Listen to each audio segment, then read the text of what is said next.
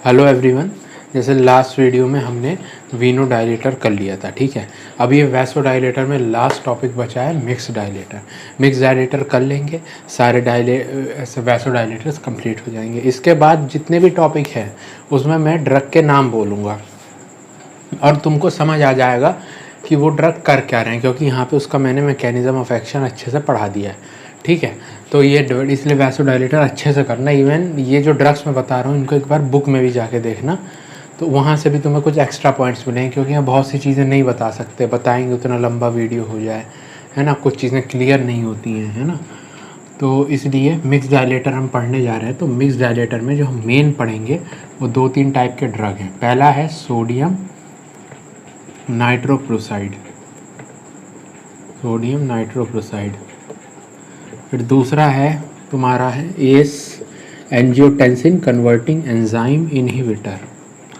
तीसरा है ARBs, angiotensin receptor blocker. और चौथा है, ये भी वैसे इतना यूज़ नहीं होता है, रेनिन इनहिबिटर, ठीक है। तो ये ड्रग्स हम पढ़ने हैं हमको, ठीक है। तो सबसे पहले हम शुरू करेंगे सोडियम नाइट्रोक्लोराइड से। सोडियम नाइट्रोक्लोराइड, ठीक। तो सोडियम नाइट्रोक्लोराइड को अगर हमें पढ़ना है तो क्या होता है कि सबसे पहले जैसे सोडियम नाइट्रोक्लोराइड बॉडी में एंटर किया, ठीक है। पहले इसका समझते हैं मैकेनिज्म ऑफ एक्शन। पहले क्या होगा कि सोडियम नाइट्रोक्लोराइड बॉडी में एंटर किया, बॉडी में जाएगा, बॉडी से कहाँ जाएगा, ब्लड वेसल्स में। अब ब्लड वेसल में क्या होता है, डिसोसिएट होके इन ब्लड वेसल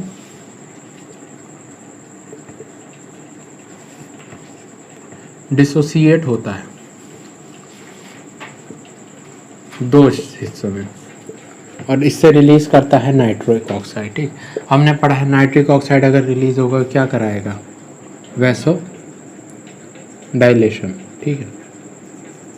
अब देखो हमने कितने सारे एनो रिलीजर वीनो डायलेटर्स में पढ़े थे, लेकिन ये नाइट्रोक्लोराइड ऐसा है कि ये वेन्स का भी कराता है और आर्टरीज का भी, लेकिन कंपैरेबल है, लगभग दोनों कराता है, ठीक है। ये तो एक लाइन में हो गया मैकेनिज्म। इसको थोड़ा डिटेल में अगर समझना है एक्चुअली क्या हो रहा है वो इस तरह समझिए। जैसे ये तुम्हारी है ब्लड वेसल, ठीक।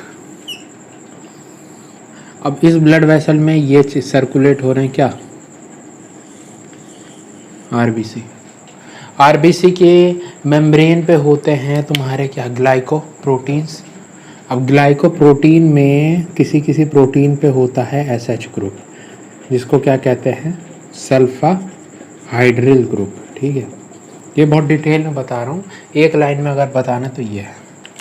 अब मान लो यहाँ से क्या है कि क्या आ रहा है, यहाँ से आ रहा है नाइट्रोक्लोराइड, ठीक।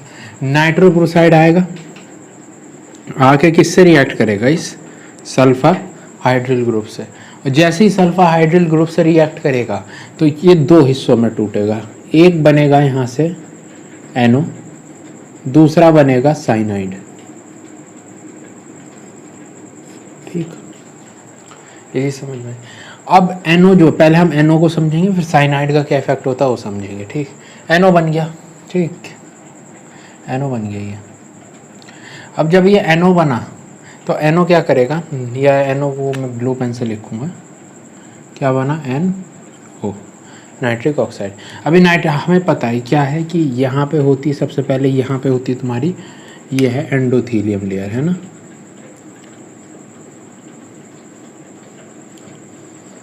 और उसके बाद यहाँ पे होती है तुम्हारी मतलब इंटीमा है, मीडिया है, यहाँ पे मान लो मस्कुलर लेयर है, ठीक है, स्मूथ मसल लेयर, ठीक है। तो ये एनो क्या करेगा, एनो यहाँ से डिफ्यूज़ करेगा कहाँ, एंडोथीलियम में।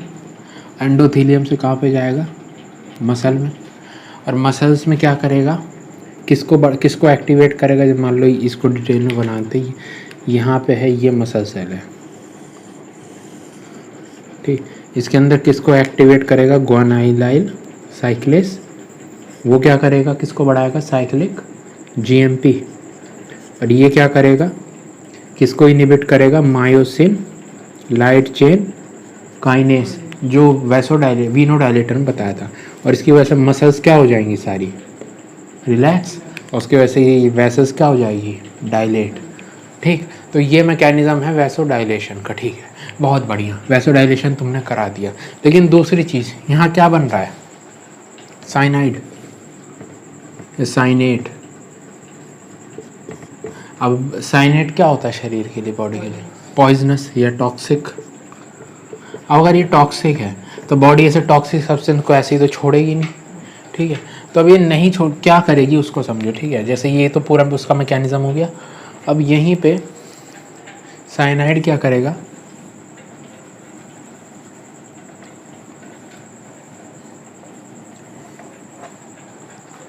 ठीक, ये साइनाइड है, ठीक है। और यहाँ पे अब ये साइनाइड क्या है, ये कहाँ जाएगा, ब्लड के थ्रू, ब्लड के थ्रू जाएगा तुम्हारे लीवर में, ठीक। लीवर में होता है एंजाइम जिसको कहते हैं रोडेनेस, रोडेनेस। रोडेनेस क्या करेगा, इस साइनाइड को कन्वर्ट, साइनाइड में क्या करेगा, मान लो साइनाइड है, इसमें जोड़ देगा सल्फर ग्रुप, सल्फर बॉन्ड, ठीक। और ये साइनाइड को कन्वर्ट कर देगा किस में, थायो साइनेट, और ब्लड में रिलीज करेगा। साइनाइड से थायोसाइनाइड कम पॉइजनस होता है, ठीक। अब मुझे बताओ, थाइनोसाइड हमने पढ़ा था वहाँ पे, अगर तुमको याद हो, अगर, अच्छा अभी वीडियोस नहीं आई हैं, रिकॉर्ड कर दी गई हैं, थायराइड में पढ़ा था। थायराइड में हमने कहाँ पढ़ा था, थायोसाइनेट क्या करता है थायराइड में, थायराइड में एक पंप होता है जिसको कहते हैं, वो पंप होता है सोडियम पोटेशियम, सोडियम आयोडाइड सिम्पोर्टर। इस सिम्पोर्टर को क्या कर देगा, इनिबिट, कौन, थायोसाइनेट। और उसकी वजह से क्या होगा, थायराइड के अंदर क्या नहीं जा पाएगा, आयोडीन, आयोडीन नहीं जा पाएगा तो T3T4 नहीं बन पाएगा, और ये नहीं बन पाएगा, उसकी वजह से क्या होगा, हाइपोथायरॉयडिज्म, ठीक। तो ये साइनाइड का क्या होता है और ये NO का क्या होता है, ठीक है। मैकेनिज्म आएगा, ये पूरा अच्छे से समझाना, ठीक। इतना हो गया। अब इसके बाद हमें पढ़ना है इसका यूज़, यूज़ क्या है, साइड इफ़ेक्ट क्या है, ठीक। तो ठीक, एक साइड इफ़ेक्ट तो ये हो गया। अब आ जाते हैं नेक्स्ट चीज़ पे, क्या, यूज़। क्या हो रहा है, वैसो डायलेशन, तो कहाँ पे इसको यूज़ कर सकते हैं, इमरजेंसी में, ठीक है। लेकिन साथ में क्या है, टॉक्सिसिटी है, यानी इतनी कॉमनली दवा यूज़ नहीं होगी, इमरजेंसी के टाइम पे यूज़ होगी। कौन सा इमरजेंसी, हाइपर टेंसिव इमरजेंसी। इसमें इस, अच्छा इमरजेंसी कंडीशन है तो इसमें ड्रग कैसी देंगे, ओरल की आईवी, आईवी। तो किस फॉर्म में दिया जाएगा ड्रग, आईवी फॉर्म में, ठीक, ये हो गया। अच्छा इसके बाद और कहाँ दे सकते हैं इसको, और दे सकते हैं आप किस में, हार्ट फेलियर में दे सकते हो, कंजस्टिव हार्ट फेलियर, कौन से टाइप का, डीकम्पनसेटेड, डीकम्पनसेटेड या एक्यूट टाइप, ठीक। अब डीकम्पनसेटेड क्या होता है, ये तुमको, ये मैंने डिटेल में बताया कंजस्टिव हार्ट फेलियर की वीडियोस, ठीक। तो decompensated type of congestive heart failure में क्या दे सकते हैं, नाइट्रोप्रोसाइड। नाइट्रोप्रोसाइड क्या करेगा, वेसल्स को डायलेट करेगा, जिसकी वजह से प्री लोड और आफ्टर लोड घट जाएगा, और जिसकी वजह से क्या कुछ हद तक रिलीफ मिल सकता है इस केस में। और किस में दे सकते हैं, और दे सकते हैं, एक प्रॉब्लम होती है, इसको कहते हैं आयोर्टिक डाइसेक्शन। आयोर्टिक डाइसेक्शन क्या होता है, आयोर्टिक, जैसे ये आयोर्टा है, ठीक है, ये आयोर्टा ऐसा ही, ठीक। अब इस आयोर्टा में क्या होता है कि यहाँ ब्लड है, ब्लड है। अब किसी कंडीशन की वजह से क्या हो, ये वॉल यहाँ रप्चर हो गई। वॉल अगर आयोर्टा की रप्चर हो गई, मतलब जैसे मान लो इसको अगर मैग्नीफाई करें तो मान लो ये इतनी मोटी वॉल है, ये यहाँ से लेके यहाँ तक, ये पूरी वॉल है आयोर्टा की, ठीक है। आयोर्टा इतना बड़ा है, ठीक है, वॉल है। तो जो एंडोथेलियम और इंटरनल लेयर हैं ये रप्चर हो गई, उसकी वजह से क्या होगा कि यहाँ से थोड़ा ब्लड कहाँ जाएगा, अंदर, और यहाँ पे जाके मान लो ये पूरी वेसल्स है, यहाँ पे जाके क्या है, सारा ब्लड का यहाँ पे कलेक्ट होना शुरू हो जाएगा, ठीक है। तो अब यहाँ पे देख लो क्या हमको ऐसा लग रहा है कि यहाँ पे अओर्टा का तो नॉर्मल ब्लड फ्लो यहाँ है, लेकिन कुछ हिस्से में ब्लड यहाँ पे, और ऐसा लग रहा है जैसे अओर्टा दो हिस्सों में डाइसेक्ट हो गया है, एक तरफ अलग ब्लड, एक तरफ अलग ब्लड। इस कंडीशन को कहते हैं एओर्टिक डाइसेक्शन। तो उस एओर्टिक डाइसेक्शन में हम क्या दे सकते हैं, सोडियम नाइट्रोक्लोराइड। ठीक, एओर्टिक डाइसेक्शन समझ आया। ऐसा अपीयर हुआ होता है जैसे दो हिस्सों में बटा हुआ हो। वजह क्या है, damage to the wall due to which the blood seeds in between the layers of the walls of aorta. ठीक ना, एओर्टिक डाइसेक्शन में। और इसके साथ बीटा ब्लॉकर भी दे सकते हैं, बीटा ब्लॉकर एओर्टिक डाइसेक्शन में। ठीक है, अच्छा ये यूज़ हो गया। यूज़ के बाद आता है तुम्हारा साइड इफ़ेक्ट। तो साइड इफ़ेक्ट में सबसे इम्पॉर्टेंट तो यही था, साइनाइड टॉक्सिसिटी है ना, साइड इफ़ेक्ट, साइनाइड टॉक्सिसिटी। इसकी वजह से क्या हो रहा था, इसकी वजह से हो रहा था हाइपोथायरॉयडिज्म। क्यों हो रहा था वो बता दिया। ठीक है, पूरी मैकेनिज्म, साइनाइड थायोसाइनेट रिलीज होगा, किसको इनहिबिट करेगा, सोडियम आयोडाइड इंपोर्टर, डिटेल में बताया गया है थायराइड वाली वीडियो में। और उसके बाद T3 T4 कम होगा, उसकी वजह से क्या होगा, हाइपोथायरॉयडिज्म। और क्या हो सकता है, वैसोडाइलेशन, इसकी वजह से बीपी क्या होगा, कम। तो दूसरा साइड इफेक्ट हाइपोटेंशन। और साथ में क्या आ सकता है इसके, हेडेक। हेडेक का मैंने रीज़न बताया था वीनोडाइलेटर में, है ना, कि मतलब वैसेस डायलेट होंगी तो जितना भी ब्लड हो, ब्लड में से पार्टिकल्स सीड करेंगे कैविटी में, और उसकी वजह से क्या होगा, वो पार्टिकल्स वहाँ पे रह के इरिटेट करेंगे, जिसकी वजह से ब्रेन में मतलब पेन होना शुरू हो जाएगा। ठीक, हेडेक हो गया, हाइपोटेंशन हो गया, और डिजीनेस हो सकता है। ठीक, तो इतने इसके क्या हो सकते हैं, सब ये हैं इसके साइड इफ़ेक्ट। ठीक, तो ये होता है तुम्हारा।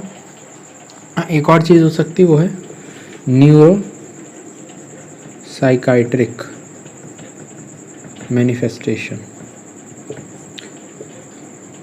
ठीक है, जैसे थॉट्स में चेंज आ गया, बहुत अग्रेसिव हो गए थॉट, ठीक है, ट्रेमर्स आने लगे, ठीक है, ऐसे करके साइड इफ़ेक्ट भी हो सकते हैं सोडियम नाइट्रोक्लोराइड के। और इसी वजह से याद इतना यूज़ नहीं किया जाता, क्योंकि इतना ख़तरनाक है। एक तो ये है इतना ख़तरनाक हाइपोथायरॉयडिज्म, और एक है तुम्हारा न्यूरोसाइकाइट्रिक मैनिफेस्टेशन। ये दोनों क्या है, कॉन्ट्राइंडिकेटेड, मतलब ये यूज़ नहीं करते, सॉरी, इन दोनों साइड इफ़ेक्ट की वजह से। ठीक ना, अच्छा, तो इतना हो गया तुम्हारा सोडियम नाइट्रोक्लोराइड। ठीक, मैकेनिज्म, यूज, साइड इफ़ेक्ट।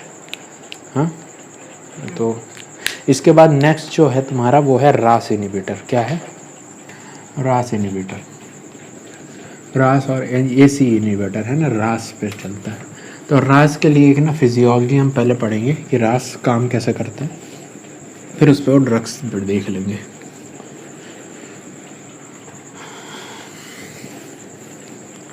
देखो 11th में भी तुमने पढ़ा होगा रास मैकेनिज्म, है ना, या अपनी फिजियोलॉजी में पढ़ा होगा कि रास सिस्टम होता क्या है, रेनिन एंजियोटेंसिन एल्डोस्टेरॉन सिस्टम। यहाँ पे मैं शॉर्ट में बिल्कुल बताऊंगा कि क्या क्या होता है। सबसे पहले किडनी से क्या निकलता है, ये तुम्हें पढ़ा होना चाहिए ना, किडनी से निकलता है रेनिन। ठीक, रेनिन, रेनिन क्या करेगा, रेनिन का क्या करवाता है, एंजियोटेंसिनोजन को एंजियोटेंसिन 1 में कन्वर्ट कराता है। तो रेनिन निकला, फिर एंजियोटेंसिनोजन कहाँ से निकलता है, एंजियोटेंसिनोजन निकलता है तुम्हारा लीवर से। ठीक है, एंजियोटेंसिनोजन कहाँ से निकल रहा है, लीवर, यहाँ पे है लीवर, लीवर से निकल रहा है एंजियोटेंसिनोजन। ठीक है, एंजियोटेंसिनोजन निकला, इसको रेनिन क्या कराएगा, इसको रेनिन कन्वर्ट कराएगा किस में, एंजियोटेंसिन 1 में। ठीक, अब ये एंजियोटेंसिन 1 को अगर किस में कन्वर्ट करना हो हमको, एंजियोटेंसिन 2 में, तो इसके लिए कौन सा एंजाइम चाहिए, इसके लिए चाहिए एस मतलब एंजियोटेंसिनोजन कन्वर्टिंग एंजाइम। ठीक, है, क्या चाहिए, एंजियोटेंसिनोजन कन्वर्टिंग एंजाइम। अब ये कहाँ से निकलता है, ये निकलता है तुम्हारे लंग से, और उसकी वजह से क्या होता है, एंजियोटेंसिन किस में कन्वर्ट होता है, एंजियोटेंसिनोजन 2, एंजियोटेंसिन 2 में। और ये कभी कभी एंजियोटेंसिन 2 किस में कन्वर्ट हो सकता है, एंजियोटेंसिन 3, एंजियोटेंसिन 4, यहाँ तक जा सकता है। अब जो एंजियोटेंसिन निकला, इसका क्या काम, 2 होगा, मेन काम इसका होता है, ये क्या क्या करवाता है, पहले क्या है, वेसल्स पे, ब्लड वेसल्स पे देखते हैं क्या होता है। ब्लड वेसल पे क्या होता है, ब्लड वेसल्स पे होता है एंजियोटेंसिन रिसेप्टर। कौन से रिसेप्टर होते हैं, 81, ठीक, 81 भी फर्दर 1A 1B टाइप के होते हैं। तो इस पे जैसे ही बाइंड करेगा तो क्या कराएगा, ये किस टाइप का रिसेप्टर है, ये GPCR टाइप का है, मोर प्रोबेबली GQ टाइप का है। तो कैल्शियम को बढ़ाता है, वैसे कैल्शियम बढ़ेगा तो कॉन्ट्रैक्शन होता है, तो ब्लड वेसल में होगा वैसो कॉन्स्ट्रिक्शन। सेकेंड क्या, और क्या कहाँ पे एक्ट करता है, एक्ट करता है तुम्हारे एड्रीनल ग्लैंड पे, और वहाँ से क्या निकलवाएगा, एल्डोस्टेरॉन। एल्डोस्टेरॉन क्या करता है, ये किडनी पे एक्ट करेगा, किडनी में कहाँ पे, नेफ्रॉन पे, नेफ्रॉन में कहाँ पे, DCT पे, DCT पे एक्ट करके क्या कराएगा, इंक्रीज कराएगा किसका रीअब्जॉर्प्शन, सोडियम और वाटर, और एक्सक्रीशन किसका करवाएगा, एक्सक्रीशन पोटेशियम, ठीक, एड्रीनल ग्लैंड में हो गया। और तीसरा क्या है, तीसरा होता है तुम्हारा, ये कहाँ पे एक्ट करता है, ग्लोमेरुलस,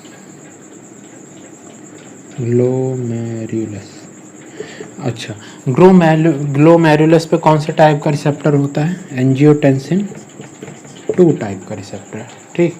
यहाँ पे क्या कराएगा, खासकर कहाँ पे होता है, देखो जैसे यहाँ पे बता देते हैं रफ वॉक में, जैसे ये, जैसे वो है तुम्हारा, ये बोमेंस कैप्सूल है, ये है तुम्हारा यहाँ पे ग्लोमेरुलस टफ्ट, और ये यहाँ पे कौन सी वेसल आती है, एफरेंट आर्टेरियल, और ले जाती कौन है, इफरेंट आर्टेरियल।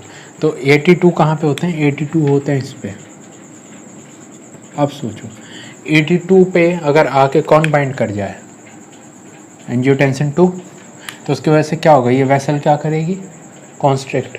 अगर ये कॉन्स्ट्रिक्ट करेगी तो इसका ब्लड इसमें जा पाएगा नहीं, ब्लड यहाँ पे ज़्यादा समय तक रहेगा, और जब ज़्यादा समय तक रहेगा तो इसमें से फ़िल्टर भी ज़्यादा समय तक होगा, और अगर फ़िल्टर ज़्यादा समय तक होगा तो यहाँ पे फ्लूइड का लेवल इसमें बढ़ जाएगा, और अगर फ्लूइड का लेवल यहाँ बढ़ गया, इसी को क्या कहेंगे, ग्लोमेरुलस में क्या करा रहा है, इंक्रीज इन GFR, GFR मतलब ग्लोमेरुलर फिल्ट्रेशन रेट, ठीक।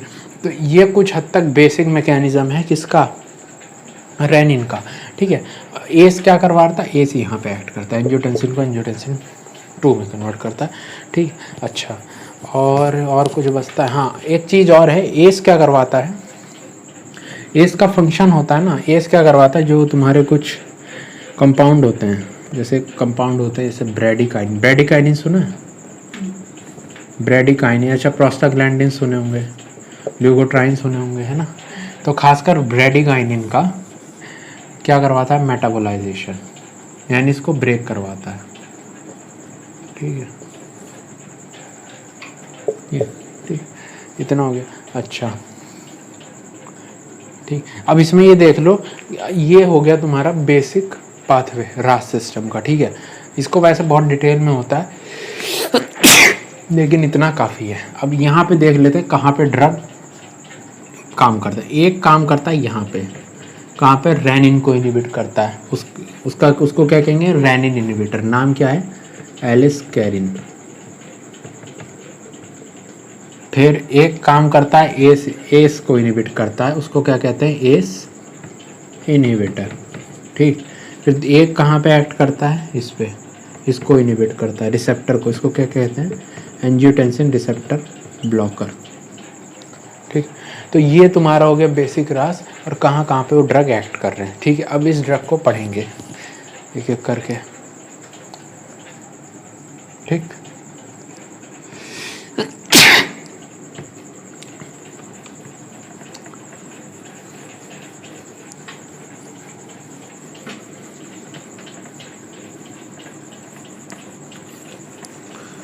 ठीक है। तो पहले शुरू कर रहे हैं हम किससे, एस इनहिबिटर से। एस इनहिबिटर में क्या होगा, साइड इफ़ेक्ट क्या क्या होंगे, ठीक है, एक एक करके समझेंगे। ठीक है, कि एंजियोएडिमा क्या हो रहा है, कहाँ देते हैं, मैकेनिज्म ऑफ एक्शन तो समझ ही गए हो क्या है। ठीक, तो अभी पहला क्या हम करने जा रहे हैं, पहला करने जा रहे हैं तुम्हारा कौन सा drug, ACE inhibitor, angiotensin converting enzyme inhibitor. ठीक है, इनहिबिटर।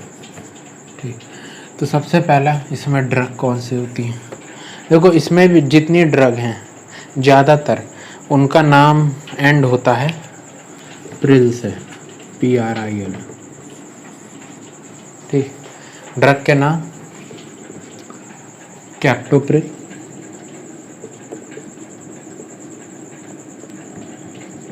लिसिनोप्रिल, इनैलाप्रिल,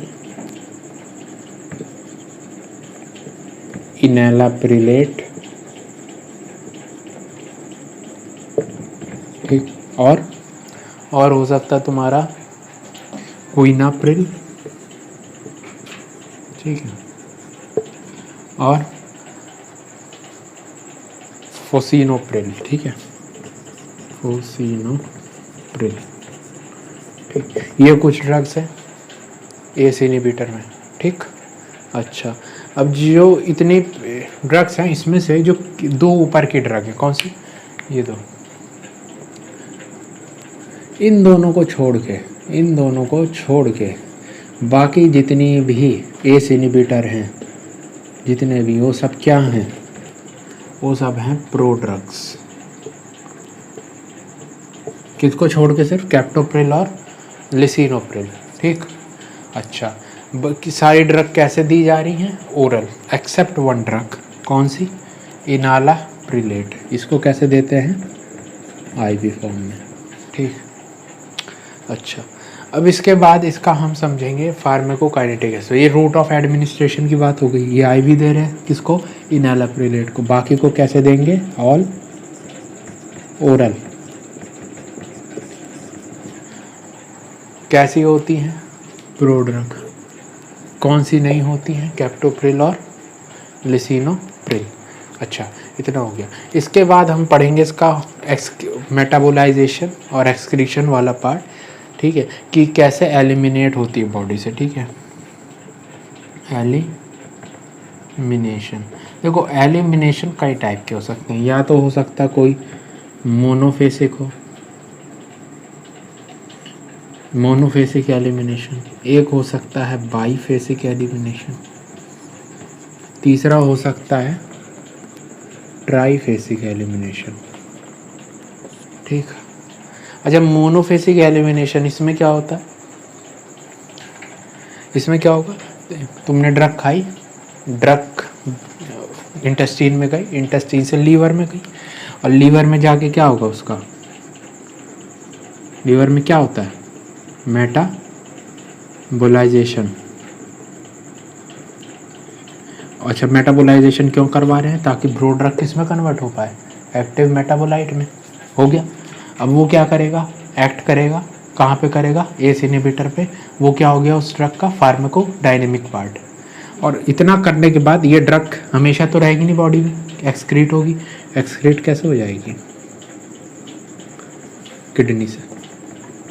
तो ये जो पाथवे है एलिमिनेशन का, लीवर मेटाबॉलिज्म, एस को इनहिबिट करेगा, उसके बाद एक्सक्रीट होगा किडनी के थ्रू। इसको कहते हैं यूनिफेसिक, मोनोफेसिक टाइप ऑफ, या फिर यूनिफेसिक टाइप ऑफ एलिमिनेशन, यूनिफेसिक या मोनोफेसिक। ठीक है, अब इसके बाद अभी इसमें क्या हो जाए कि प्रोडक्ट दिया, प्रोडक्ट कहाँ पे जाएगा, इंटेस्टाइन, इंटेस्टाइन से लीवर, लीवर में क्या होगा, मेटाबोलाइजेशन। इसके बाद मान लो ये ड्रग बन गई, ये ड्रग। ठीक है, ये ड्रग जाके बाइंड करेगी किस पे, एस पे, ये आके यहाँ बाइंड कर गई और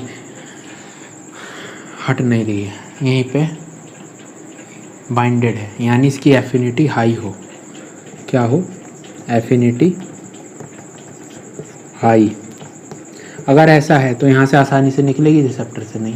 रिसेप्टर से जब ज़्यादा नहीं निकलेगी तो उस पर बाइंड रहेगी, बाइंड रहेगी तो इसका इफेक्ट लॉन्ग टाइम तक आएगा, और कुछ समय बाद यहाँ से निकले, एक्सक्रीट हो किडनी से। ठीक है, यहाँ पे क्या है, सब मोनोफेसिक की तरह चेंज कहाँ पे आया, एफिनिटी में, यानी monophasic plus increase affinity is equal to biphasic type of elimination. समझ में आया। तीसरा होता है ट्राईफेसिक। ट्राईफेसिक में क्या होता है, सेम है, कोई भी ड्रग खाया, प्रोड्रग, पहले कहाँ जाएगा, इंटेस्टाइन, इंटेस्टाइन से लीवर, लीवर में क्या होगा, लीवर में होगा तुम्हारा मेटाबोलाइजेशन। क्या लीवर में हुआ, मेटाबोलाइजेशन। लीवर में मेटाबोलाइजेशन वो क्या बना, एक्टिव मेटाबोलाइट। एक्टिव मेटाबोलाइट क्या करेगा, अब यहाँ पे देखो दो काम होते हैं, इससे क्या बन रहा है, इससे बन रहा है एक्टिव मेटाबोलाइट, बन गया। अब इस एक्टिव मेटाबोलाइट पे दो पावर है, एक तो इसकी एफिनिटी ज़्यादा है रिसेप्टर से, ठीक, और दूसरी चीज़ क्या है, इसका वॉल्यूम ऑफ डिस्ट्रीब्यूशन भी ज़्यादा है। तो अब इसमें देखो क्या होगा, मान लो ये रिसेप्टर है, ये किसी टिश्यू में रिसेप्टर है, टिश्यू में एस है, ठीक है, एंजियोटेंसिन कन्वर्टिंग एंजाइम लंग्स में मान लो है ना, लंग्स में होता है, तो वहाँ पे क्या करेगा ड्रग, जाके एक तो बाइंड कर जाएगा, बाइंड तो किया है हाई एफिनिटी की वजह से, उल्टा क्या है, हाई वॉल्यूम ऑफ डिस्ट्रीब्यूशन की वजह से ज़्यादा मात्रा में गया वहाँ, यानी ज़्यादा सारे एस को उसने इनिबिट किया। तो यहाँ पे इफेक्ट क्या, इससे भी ज़्यादा टाइम तक आएगा, आना चाहिए। क्यों आना चाहिए, पहले तो हाई एफिनिटी है, दूसरा क्या है, वॉल्यूम ऑफ डिस्ट्रीब्यूशन हाई है। वॉल्यूम ऑफ डिस्ट्रीब्यूशन क्या होता है कि कोई भी ड्रग जो तुमने खाई वो कहाँ चली जाए, टिश्यूज़ में। तो यहाँ दो काम हो रहा है, एफिनिटी भी ज़्यादा और वॉल्यूम ऑफ डिस्ट्रीब्यूशन भी ज़्यादा है, इसलिए इसकी वजह से इसका इफेक्ट क्या आएगा, और लंबे समय तक आएगा इस टाइप के ड्रग्स। और उसके बाद क्या होगा कि डिटैच होगा ड्रग यहाँ से, और उसका क्या हो जाएगा, एक्सक्रीशन, किसके थ्रू, किडनी। तो इसमें क्या था, सब कुछ इसके जैसा था, बाईफेसिक, बस यहाँ पे एक्स्ट्रा क्या आया, हाई वॉल्यूम ऑफ डिस्ट्रीब्यूशन, यानी triphasic is equal to biphasic plus increased volume of distribution. ठीक, अच्छा, तो ये हो गया तीन टाइप के एलिमिनेशंस। ठीक, अब ये जो एलिमिनेशन हुए, तुम अपने आप बता सकते हो कौन सा लॉन्ग एक्टिंग होगा, ट्राईफेसिक। ठीक है, तो यहाँ पे तुम्हारा टाइप ऑफ एलिमिनेशन ख़त्म होता है। अब इसके बाद जितने भी ड्रग हैं एस में, वो इन्हीं में से किसी ना किसी पाथवे पे वर्क करते हैं। अब इसके बाद हम एस इनहिबिटर का यूज़ पढ़ेंगे कि कहाँ कहाँ पे हम इसको यूज़ कर रहे हैं। ठीक, अभी हम डायरेक्ट लिख सकते थे, लेकिन थोड़ा सा अच्छे समझाना तो इस पर टाइम लिया। नेक्स्ट है हमारा, वो है यूज़। क्या करा रहा है, एस को इनिबिट करा रहा है, एंजियोटेंसिन कन्वर्टिंग एंजाइम को इनिबिट करा रहा है। उसकी वजह से क्या होगा, एंजियोटेंसिन 2 नहीं बनेगा। एंजियोटेंसिन 2 नहीं बनेगा तो वेसल्स डायलेट हो जाएंगी, कॉन्स्ट्रिक्ट नहीं हो पाएंगी। तो इसको कहाँ यूज़ करेंगे, हाइपर टेंशन। ठीक है, कैसा हाइपर टेंशन, माइल्ड से मॉडरेट। ठीक है, माइल्ड से moderate type of hyper tension में हम यूज़ करेंगे एस इनिबिटर। अच्छा, अगर मान लो पेशेंट को क्या है, डायबिटीज़, या पेशेंट को क्या है, किडनी की क्रॉनिक किडनी डिजीज़ है, प्लस उसको हाइपरटेंशन है, तो उस केस में क्या होगा, ड्रग ऑफ चॉइस होगी तुम्हारी क्या, एस इनहिबिटर। क्यों, क्योंकि देखो जब डायबिटीज़ है, ये देखो डायबिटीज़ में एक चीज़ होती है, अगर तुमने पढ़ा हो नेफ्रोपैथी, पढ़ी है। नेफ्रोपैथी क्या होती है कि जो तुम्हारा ग्लोमेरुलस है या जो नेफ्रॉन है वो डैमेज होना शुरू हो जाते हैं। तो ये पाया गया कि एस इनहिबिटर की वजह से ये चीज़ जो है इसमें डिले होने लगती है। तो अब इसमें देखो एक तीर से दो शिकार, नेफ्रोपैथी को एस इनहिबिटर क्या कर रहा है, डिले, और हाइपरटेंशन को भी क्या कर रहा है, कम। तो दोनों फ़ायदा हो रहा है एक ड्रग से, इसलिए ड्रग ऑफ चॉइस है इनके कंडीशन में, डायबिटीज़ मेलाइटस या क्रॉनिक किडनी डिजीज़, या फिर एक चीज़ और होती है किडनी की प्रॉब्लम है, वो भी नेफ्रोटिक सिंड्रोम,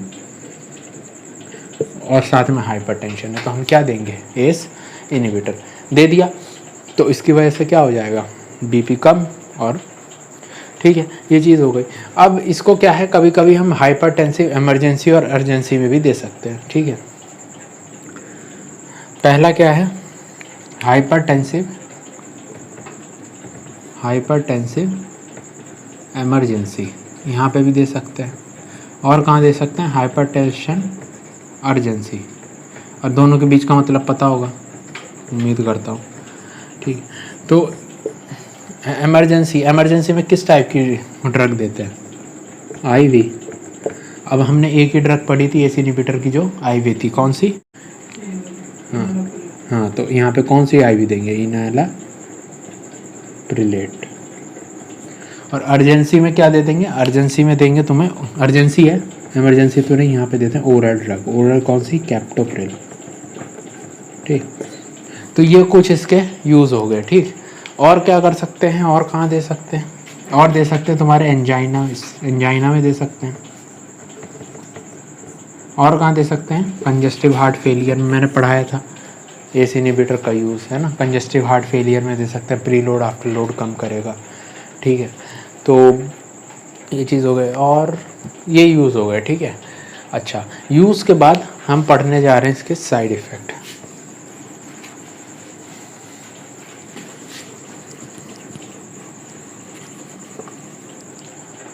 अच्छा, अब देखो साइड इफ़ेक्ट क्या है।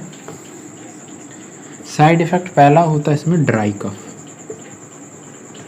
दूसरा होता है एंजियोएडिमा। ये क्यों हुआ है वो थोड़ा समझो। नॉर्मली क्या, देखो ये ड्रग हमने पढ़ा था रास सिस्टम पे काम करती है ना, रास सिस्टम में हमें बनता है एंजियोटेंसिन कन्वर्टिंग एंजाइम। एंजियोटेंसिन, एक मैंने इसका एक्स्ट्रा फंक्शन बताया था कि एंजियोटेंसिन कन्वर्टिंग एंजाइम क्या करता है, जो ब्रेडिकाइनिन है या सब्सटेंस पी है, इन चीज़ को मेटाबोलाइज करवा देता है। अब हमने क्या किया, ड्रग दिया, और ड्रग ने क्या किया, इस एस को इनहिबिट कर दिया। जैसे इसको इनहिबिट कर दिया तो उसकी वजह से क्या है, ब्रेडिकाइनिन अब ब्रेक नहीं हो पाएगा, यानी ब्रेडिकाइनिन और सब्सटेंस भी बहुत हाई क्वांटिटी में। जब ये हाई क्वांटिटी में, तो ये क्या कराएंगे, ये कराते हैं ब्रोंकस का क्या कराते हैं, कॉन्स्ट्रिक्शन, जिसको क्या कहते हैं, ब्रोंको कॉन्स्ट्रिक्शन। ठीक, और क्या करवाते हैं, ये क्या कराते हैं, जो न्यूट्रोफिल्स हैं इन सबको अट्रैक्ट करवाते हैं कि आओ, या फिर क्या करवाते हैं, जो वेसल्स हैं, खासकर ब्रेडिकाइनिन सब क्या कराते हैं, वेसल्स को डायलेट करवा देते हैं। जैसे ही वेसल डायलेट होगा तो बीच की स्पेस भी ये बढ़ जाएगी। इसकी वजह से क्या है, जितना भी फ्लूइड है वो कहाँ इकट्ठा होने लगेगा, पेरिफेरीज में, और इसी को क्या कहते हैं, एडीमा। ठीक है, तो पहली चीज़ क्या हो गई, कफ क्यों हो रहा है कि ब्रेडिकाइनिन है, ब्रेडिकाइनिन क्या कराएगा, ब्रोंको कॉन्स्ट्रिक्शन होगा, सांस लेने में दिक्कत, इसलिए बंदा क्या करेगा, खांसेगा बार बार। तो पहला इसलिए क्या हुआ, ड्राई कफ। ठीक, दूसरा वेसल्स को डायलेट कर देगा, जिसकी वजह से फ्लूइड कहाँ पे आएगा, इकट्ठा होने लगेगा, और जब फ्लूइड इकट्ठा होने लगेगा उसकी वजह से क्या होगा, एडीमा। एंजियोएडिमा मतलब कि बॉडी के किसी भी हिस्से पे, जैसे स्किन ही है, स्किन पे यहाँ पे कोई एडीमा हो जाए, या यहाँ पे होठों के आसपास एडीमा हो जाए, उसमें पेन नहीं होगा, बस ऐसे सूजन सी लगेगी। ठीक है, उसको कहते हैं एंजियोएडिमा। ठीक, ये हो गया। और क्या हो सकता है, कभी कभी जैसे हमने कहा था कि ये न्यूट्रोफिल को अट्रैक्ट कर रहा है ना, तो उस केस में क्या है, कभी कभी रैशेस हो सकते हैं। रैशेस तुमको पता होगा इन्फ्लामेशन की वजह से होता है, अगर तुमने पैथोलॉजी ढंग से पढ़ी होगी तो ये पता होगा कि रैशेस हो सकते हैं। और रैशेस होंगे तो वहाँ क्या लगेगी, खुजली, जिसको क्या कहते हैं, इचिंग। ये हो गया। और कभी कभी मुंह का टेस्ट भी इसमें ख़राब हो सकता है, वैसे वो इतना इंपॉर्टेंट इफेक्ट नहीं है, यही होगा ज़्यादातर। ठीक, तो ये इसके साइड इफ़ेक्ट हो गए एस इनहिबिटर के। अच्छा, इसमें और कुछ बचता है क्या, हाँ, इसमें एक और पॉइंट है कि एक हमने इसमें टेस्ट करते हैं, इसको कहते हैं कैप्टोप्रिल टेस्ट। कैप्टोप्रिल टेस्ट क्या होता है, ये दो टाइप के हाइपरटेंशन में डिफ्रेंशिएट करने को कहता है। दो टाइप के हाइपरटेंशन होते हैं, एक होता है रीनोवैस्कुलर हाइपरटेंशन और एक होता है तुम्हारा एसेंशियल हाइपरटेंशन। रीनोवैस्कुलर मतलब कि जो तुम्हारा वेसल है, जो रीनल ब्लड वेसल है, जैसे तुम्हारी ये क्या है, ब्लड वेसल जो किडनी में जा रही है, इसमें यहाँ पे ऑब्स्ट्रक्शन है तो ब्लड कम जाएगा, तो किडनी को क्या लगेगा कि ब्लड प्रेशर बहुत कम है, तो किडनी क्या करेगी, रेनिन निकालेगी, और रेनिन क्या करेगा, पूरी बॉडी का बीपी बढ़ा देगा। ठीक है, अब हमने और महान काम किया, हमने क्या किया, कैप्टोप्रिल दे दी। कैप्टोप्रिल क्या करेगी, इसका और ज़्यादा कॉन्स्ट्रिक्शन कर देगी। तो अब क्या लगेगा किडनी को, अब तो ब्लड ही नहीं है, और रेनिन निकालो, तो रेनिन और निकलेगा तो बीपी और बढ़ेगा, है ना। तो इस कंडीशन में अगर बीपी बढ़ जाए, रेनिन बढ़ जाए, समझ रहे हो, तो ये किस टाइप का हाइपरटेंशन हो गया, रीनोवैस्कुलर हाइपरटेंशन। वजह क्या है, रीनल आर्टरी स्टीनोसिस। स्टीनोसिस यानी इसमें ऑब्स्ट्रक्शन है। क्या है वजह, रीनल आर्टरी स्टीनोसिस। ठीक, कॉन्सेप्ट समझ आया रीनोवैस्कुलर का, क्या हो रहा है, बीपी बढ़ रहा है, रेनिन हो रहा है, रेनिन भी बढ़ेगा, है ना। और एसेंशियल में ऐसा कुछ होगा नहीं, एसेंशियल में ऐसी कोई कॉज होता ही नहीं है हाइपरटेंशन का, तो वहाँ पे रेनिन नहीं बढ़ेगा, रेनिन यहाँ पे क्या होगा, रेनिन यहाँ पे नॉर्मल होगा। ठीक, तो ये हो गया तुम्हारा सारा एस इनहिबिटर। आज हम दो चीज़ ख़त्म करेंगे, ARB और डायरेक्ट रेनिन इनहिबिटर, है ना। पहले पढ़ते हैं ARB। ARB है एंजियोटेंसिन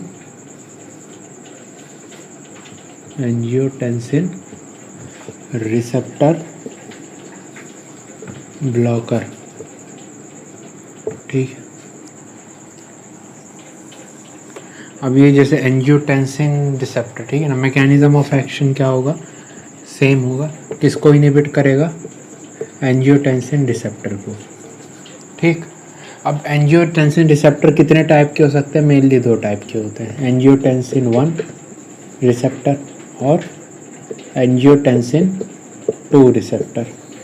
ठीक, ये कहाँ पे होता है, ये बहुत कॉमनली पाया जाता है तुम्हारे ब्लड वेसल्स में।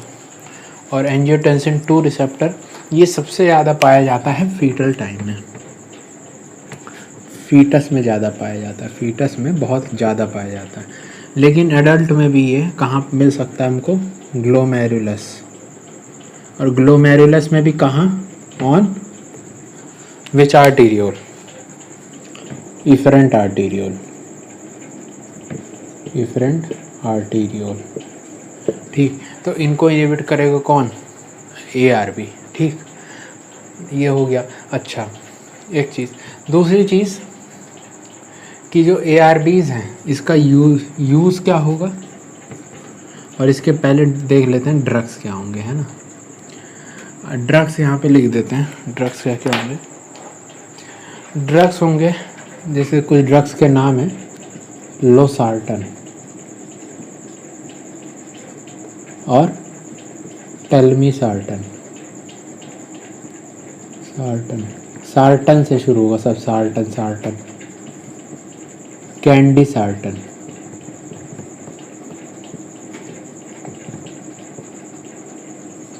और कैंडी सार्टन के बाद ओल्मे सार्टन। ठीक, तो ये कुछ ड्रग्स हैं, लोसार्टन, टेल्मीसार्टन। ठीक है, और एक और ड्रग है, हाँ, इप्रोसार्टन।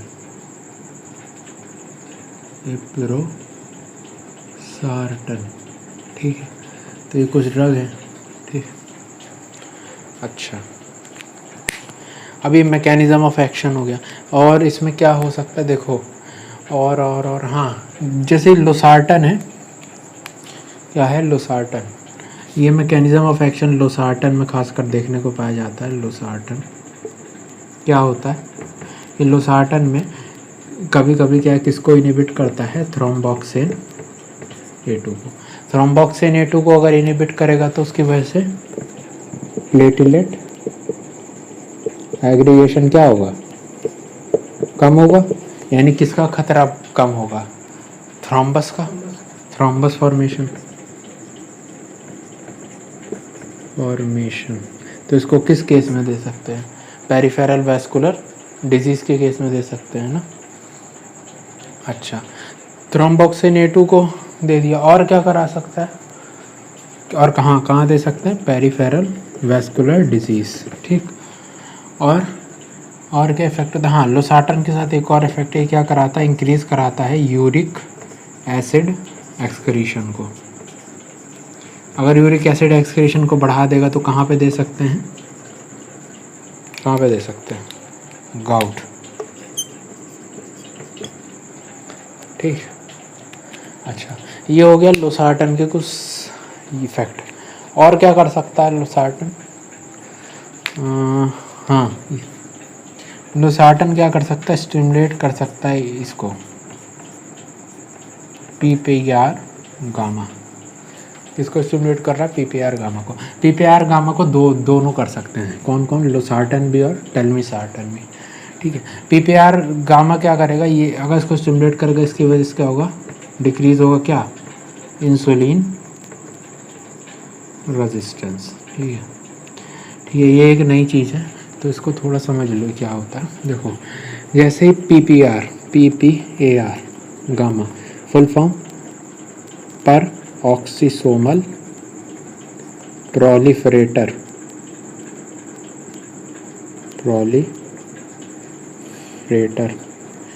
Activated receptor gamma. ठीक, ये नाम, ये क्या करवाता है, ये ब्लड में डिक्रीज करवाता है फ्री फैटी एसिड को। ठीक, फ्री फैटी एसिड को क्या करेगा, ये कहेगा फ्री फैटी एसिड को ये कहाँ पे एंट्री दिलवाता है, ये एंट्री दिलवाता है तुम्हारे एडिपोज टिश्यू में।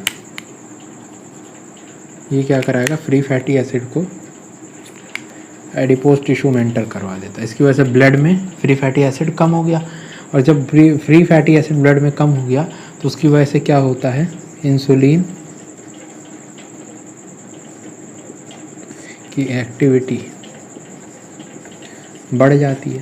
और जब इंसुलिन की एक्टिविटी बढ़ जाएगी तो क्या होगा, उसकी वजह से इंसुलिन रिसेप्टर पे बाइंड करेगा, उसकी वजह से क्या होगा, ग्लूकोज लेवल कम हो जाएगा, क्योंकि इंसुलिन अच्छा काम करेगा तो ब्लड ग्लूकोज कम हो जाता है, कम हो जाएगा। और जब ग्लूकोज लेवल कम हो जाएगा तो सब कहाँ दे सकते हैं, डायबिटीज़।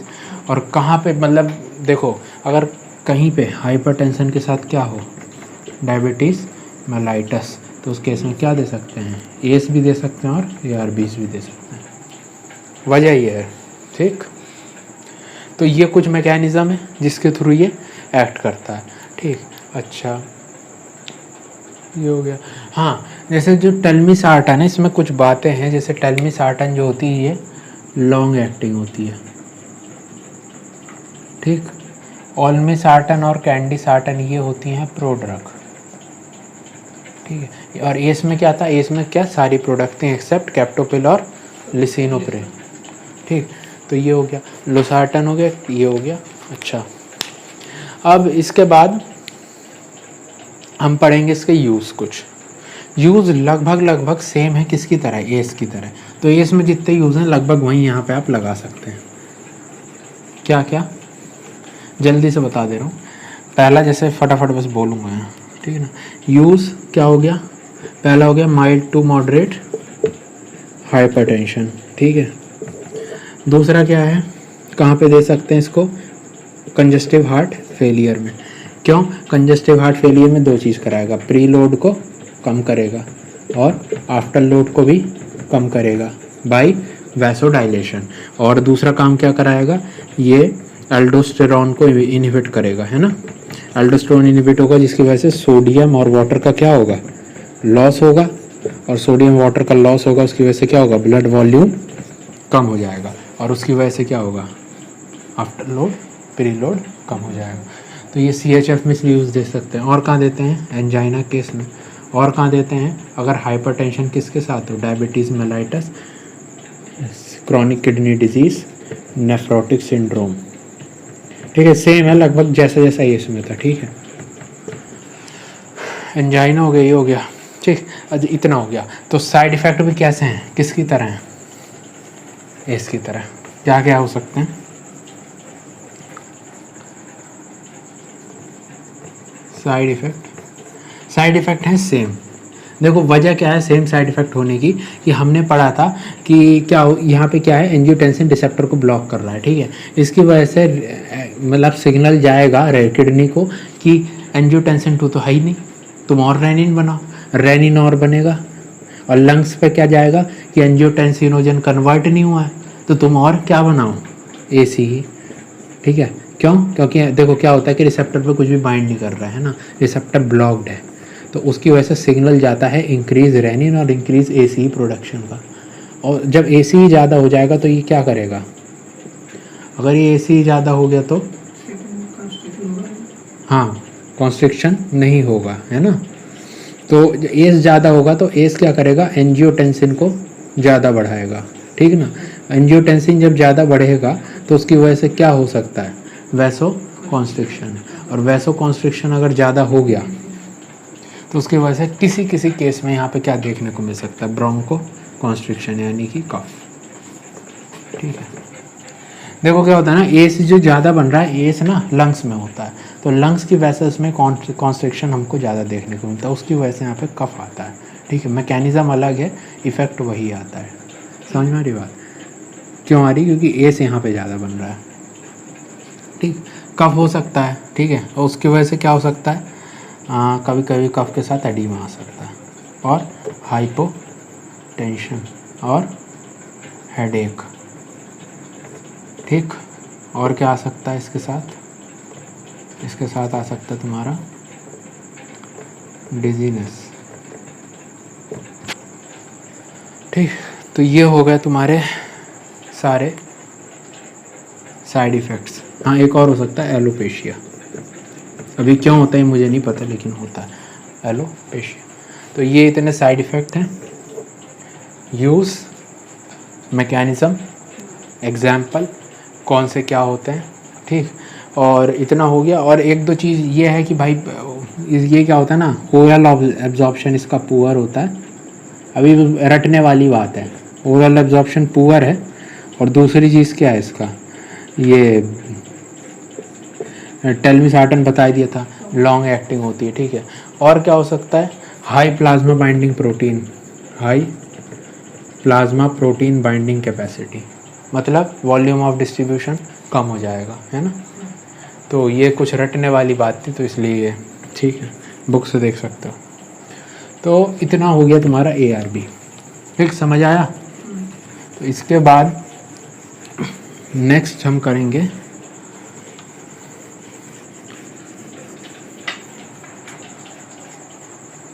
नेक्स्ट होता है हमारा direct renin inhibitor, direct renin inhibitor, ठीक है।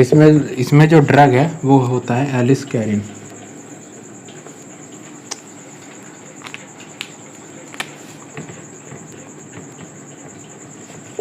एलिस्कैरिन, ठीक। ये क्या करेगा, डायरेक्ट किसको इनहिबिट कर देगा, रेनिन, रेनिन नहीं निकलेगा तो एंजियोटेंसिन 2 नहीं बनेगा, ठीक ना। इनहिबिट किसको करेगा, रेनिन। तो ये इसका मैकेनिज्म ऑफ एक्शन हो गया। तो यूज़ कहाँ करेंगे, हाइपरटेंशन, किस टाइप का हाइपरटेंशन, माइल्ड टू मॉडरेट। और कौन से और हाइपरटेंशन में इसको यूज़ कर सकते हैं, रीनोवैस्कुलर हाइपरटेंशन, यहाँ पर रेनिन क्या हो रहा था, बहुत ज़्यादा निकल रहा था, ठीक। तो ये यूज़ हो गया। और साइड इफ़ेक्ट इसी के बेसिस पे हो जाएंगे। क्या क्या हो सकता है साइड इफ़ेक्ट, साइड हाइपरटेंशन में कभी कभी हाइपोटेंशन देखने को मिल सकता है, ठीक। और क्या देखने को मिल सकता है, डायरिया, डायरिया, और कभी कभी हाइपर यूरेसीमिया, ठीक। तो ये सारे इसमें हमको देखने को मिलते हैं, ठीक। तो यहाँ पे तुम्हारा मिक्स डायलेटर पूरा ख़त्म होता है। अगर इतना तुमको अच्छा लगा या समझ में आया तो कृपया करके वीडियो को लाइक और सब्सक्राइब करें, और कोई प्रॉब्लम हो तो कमेंट करके बताएं। Thank you very much.